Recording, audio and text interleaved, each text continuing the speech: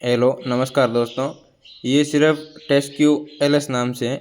इसके अंदर levosalbutamol, ambroxol, hydrochloride and guaifenesin available रहता है। ये सिर्फ खांसी के लिए ब्लू क्रॉस कंपनी द्वारा बनाई जाती है। इसके अंदर लियोसल्बुटामोल 1 mg, ambroxol hydrochloride 30 mg and गुआफेंसिन 50 mg available रहता है। ये छाती में बलगम जम जाता है उसमें काम आती है। ये बलगम को पतला करके सांस लेने में आसानी करती है, बलगम को पतला करके निकालती है। कोई भी दवा अपने से इस्तेमाल ना करें, डॉक्टर की सलाह से इस्तेमाल करें। टेस्क्यू एलएस का बहुत ही अच्छा रिजल्ट है, एक बार यूज़ ज़रूर करना।